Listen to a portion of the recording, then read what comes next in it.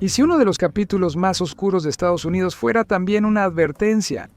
La Gran Depresión no fue solo un colapso financiero, también destrozó la vida cotidiana. Las familias perdieron sus hogares, los empleos desaparecieron de la noche a la mañana y la comida se volvió escasa. Transformó gobiernos, impulsó el extremismo y dejó cicatrices generacionales. Hoy, esos patrones resurgen. Entonces, ¿ya estamos viviendo las primeras señales de un colapso económico? En este episodio de The Infographic Show, vamos a analizar por qué la Gran Depresión sigue siendo importante y qué significa ahora. La guerra para acabar con todas las guerras terminó en 1918, una época sombría, seguida de un optimismo impulsado por la electricidad. En 1920, el 35% de los hogares estadounidenses la tenía, y pronto millones más la tendrían. Los años 20 fueron una época de glamour, libertad y riesgos. Estados Unidos, la nación más rica per cápita, parecía imparable.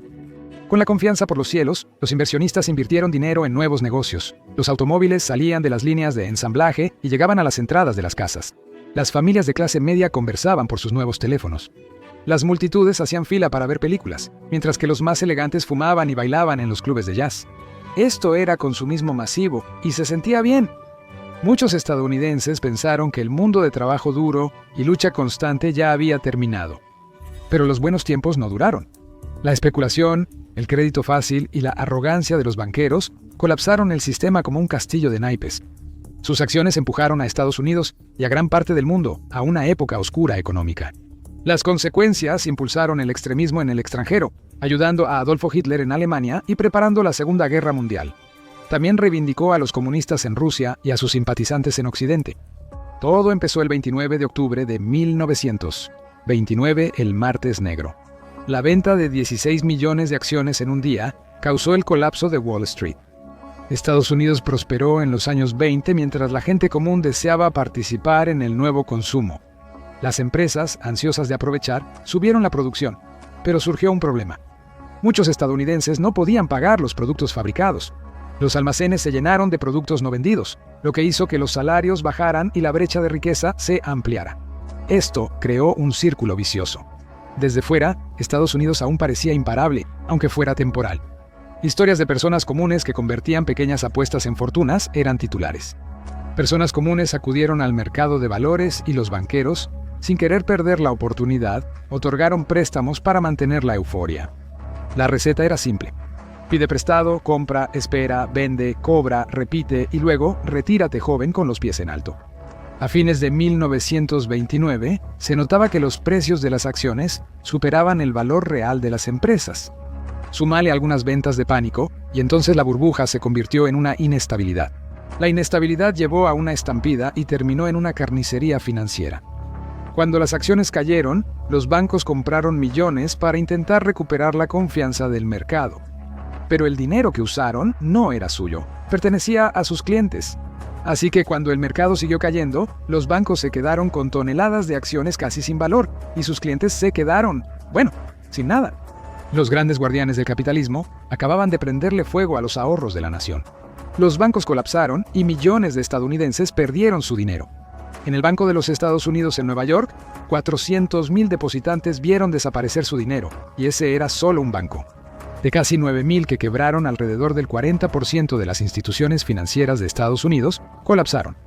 También quebraron negocios y el desempleo masivo se disparó. El círculo vicioso de quiebras y cierres fue desgarrando el tejido de la economía estadounidense. En 1929, 1.6 millones de estadounidenses estaban desempleados. Para 1932, esa cifra se había disparado a más de 12 millones, aproximadamente una cuarta parte de toda la fuerza laboral.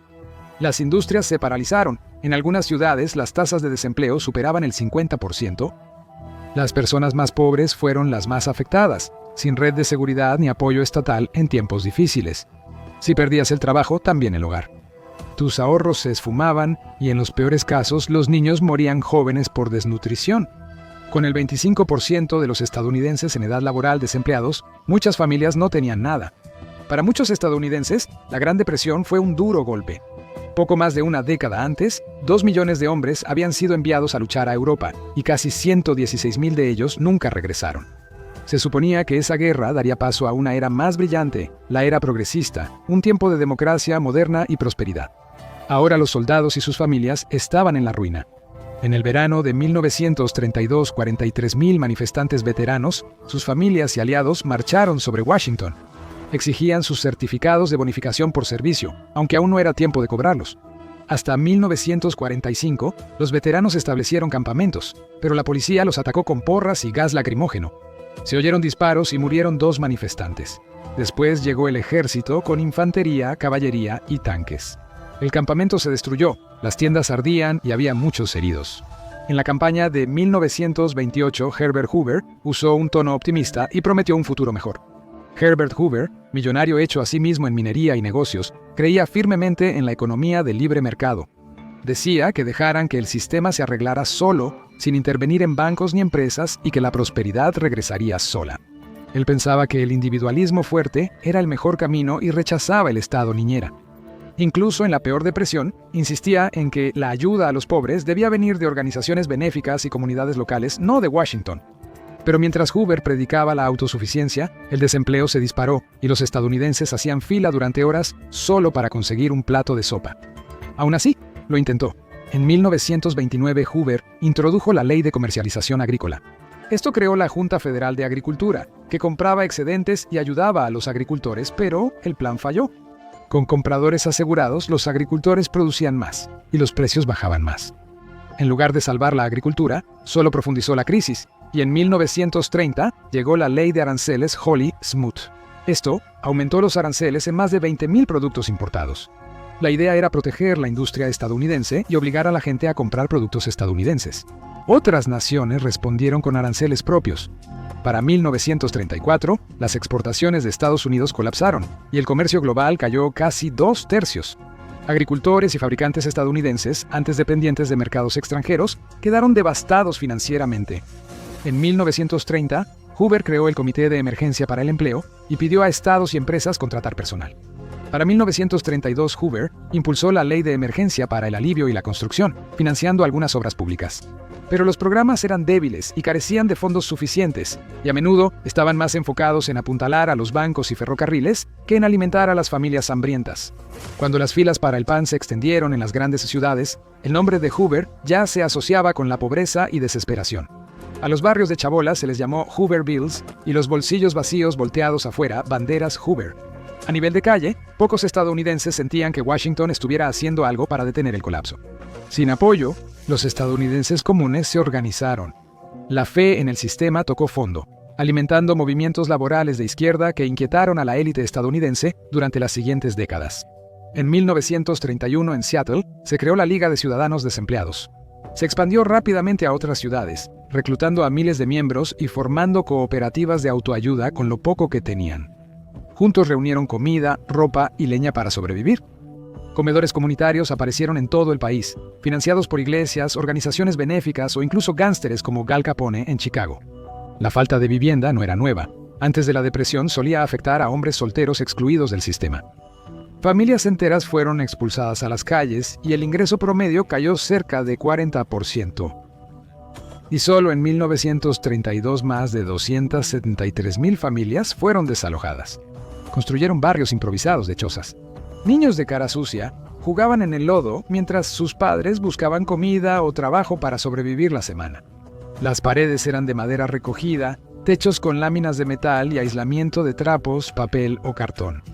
Alrededor del 70% de los residentes de Hooverville eran estadounidenses blancos pobres viviendo junto a afroamericanos, nativos americanos y migrantes de México y Centroamérica. Cada vez más personas dudaban si los soviéticos tenían razón y si el comunismo funcionaba mejor que el capitalismo. La mayoría de los estadounidenses, incluso intelectuales de izquierda, desconocían la brutalidad interna de la Unión Soviética. La Gran Depresión no solo fue pobreza, sino también perder la fe en el gobierno, el capitalismo y el futuro. Esa pérdida se propagó globalmente y dividió sociedades, haciendo que la gente se enfrentara cuando más necesitaban unirse. El país tuvo que pagar reparaciones, ceder territorio y desmantelar su ejército. Alemania debía cientos de miles de millones y en 1929 dependía mucho de préstamos de Estados Unidos. Tras el colapso de Wall Street y la exigencia de reembolso de Estados Unidos, la economía alemana cayó de inmediato. Para 1932, 6 millones de alemanes, aproximadamente el 30% de la fuerza laboral, estaban desempleados. En medio de este caos, surgió Adolfo Hitler, quien a finales de los años 20 era considerado un bocón marginal. En 1928, sus discursos sobre el fracaso del capitalismo solo atraían a pocos y el partido nazi obtuvo apenas el 2.6% de los votos. Pero cuando Alemania tocó fondo a principios de la década de 1930, su mensaje de resurgimiento nacional empezó a resonar. Para julio de 1932, los nazis tenían el 37% de los votos, convirtiéndose en el partido más grande de Alemania. Adolf Hitler prometió trabajo, alimento y orgullo nacional. Esto lo hizo útil tanto para las élites conservadoras alemanas como para poderosos intereses extranjeros que temían al comunismo. Los principales bancos y corporaciones occidentales en Estados Unidos y Gran Bretaña invirtieron y comerciaron con la Alemania de Adolf Hitler, no porque ignoraran su extremismo, sino porque veían ganancias en un baluarte contra el comunismo. Pronto, el mundo llamó a Alemania la tierra de los milagros económicos. Occidente ignoró el antisemitismo, la brutalidad y el fanatismo de Adolf Hitler. Lo importante era que se mantenía firme ante la amenaza roja. Así que la Gran Depresión les puso una alfombra roja a los extremistas políticos para que entraran en escena e hicieran promesas. Y así de frágil era el sistema. La gente desesperada hace cosas desesperadas, especialmente cuando el sistema parece estar en su contra. Y aquí estamos, en 2025, después de dos de las mayores transferencias de riqueza de los pobres a los ricos que el mundo haya visto. La gente confiaba en los bancos en 2008 y luego se dieron cuenta de que habían cometido errores graves. Mientras la sangre se secaba, la casa de cartas colapsó otra vez en la pandemia.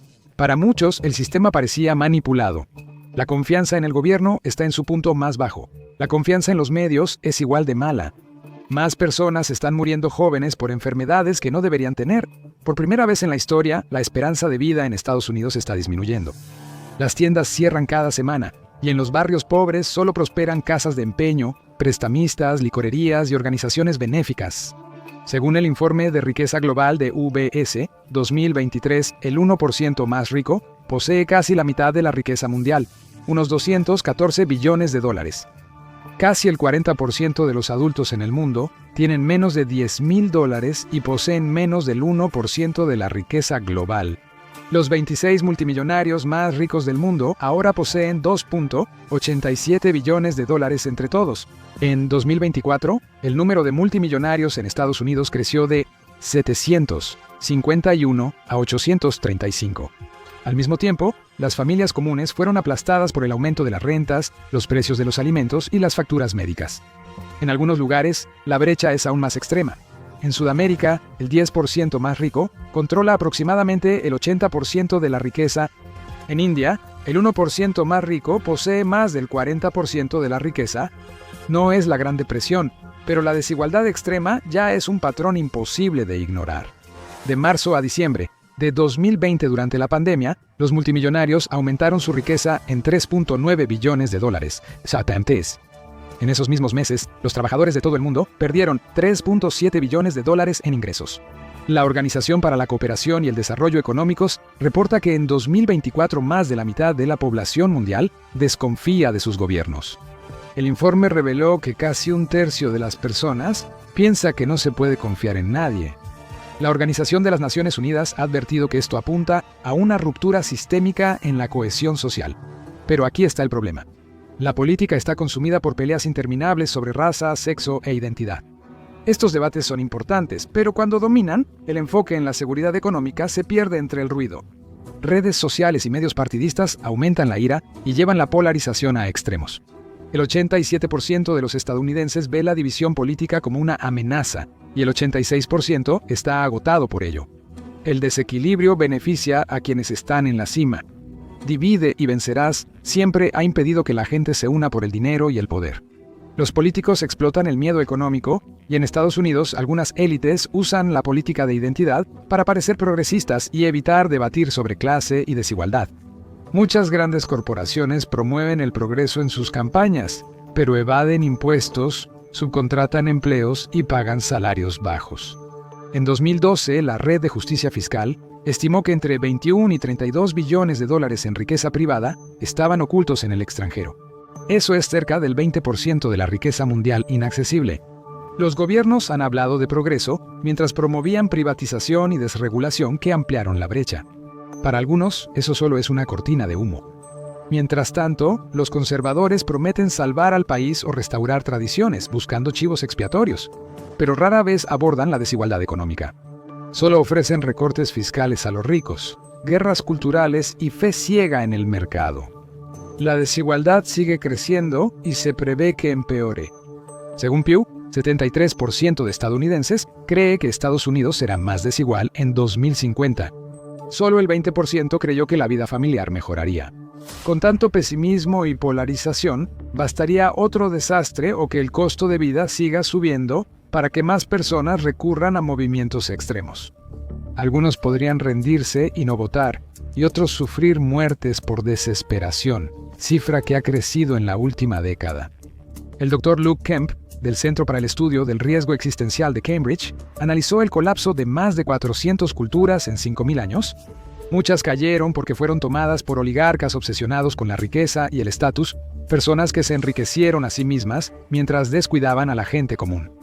La riqueza nunca llegó a los demás y con el tiempo, sus sociedades se consumieron desde adentro.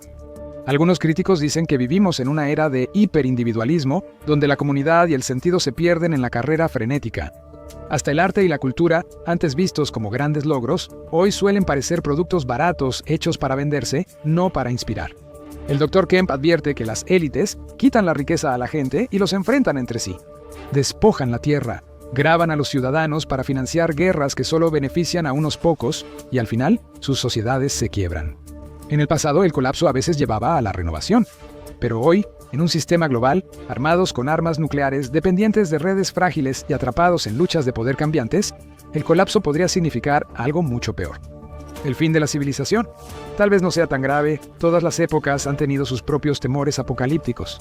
Si la desigualdad crece, la confianza cae y la polarización aumenta, el futuro podría ser sombrío.